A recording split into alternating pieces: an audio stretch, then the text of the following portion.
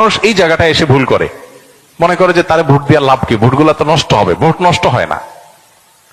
একটা ভালো মানুষ যদি অল্প কয়েকটা ভোটও পায়, তাহলে সে এটার উপর ভিত্তি করে সামনে আর কয়েকটা পাবে, তারপর আবার আরো কয়েকটা পাবে। কিন্তু আপনি যদি ভোট দেওয়ার এই রাস্তাটা বন্ধ করেন, অথবা তাকে সে কম ভোট পাবে এই চিন্তা করে আরেকজনকে ভোট দেন, তাহলে কি হবে? এই চান্সে খারাপ মানুষগুলো তাদের খারাপের রাজত্ব আরো বেশি করে করতে পারবে। কেউ জিতুক সেটা আপনি চাইতে পারেন, কিন্তু জিতানো আপনার দায়িত্ব না। আল্লাহর কাছে দায়িত্ব হলো, আপনার কাছে মতামত চাওয়া হয়েছে, আপনি মত দেওয়ার সময় সবচেয়ে ভালো উপযুক্ত ব্যক্তির পক্ষে মত আপনি দিবেন, বাস। এটা হলো আপনার কাজ।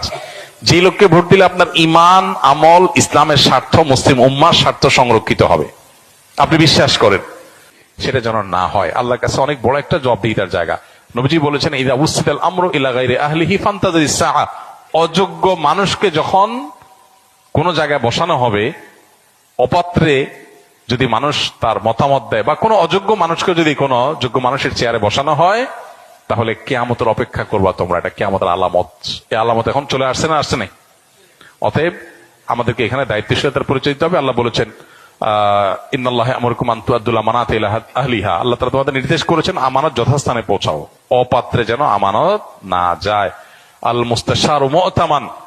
একজন মানুষ তার মতামত চাওয়া হলে, পরামর্শ চাওয়া হলে, তখন সে আমানতদার হয়ে যায়, তার কাছে আমানত হয়ে যায়। অনেক বড় একটা ব্যাপার। আমানতের খেয়ানত করলে এর ভয়াবহতা অনেক বেশি, এবং যত অপকর্মের দায় আপনাকে নিতে হবে, বিশেষ করে এই সুযোগ পেয়ে যত অপকর্ম সে করেছে, যদি আপনার ধারণা থাকে যে সে এই টাইপের কাজ করতে পারে, তাহলে সৎ মানুষ, নেককার মানুষ, দিন, উম্মাহ, ইসলাম এবং দেশের সার্বিক কল্যাণ বিবেচনা আপনাকে করতেই হবে।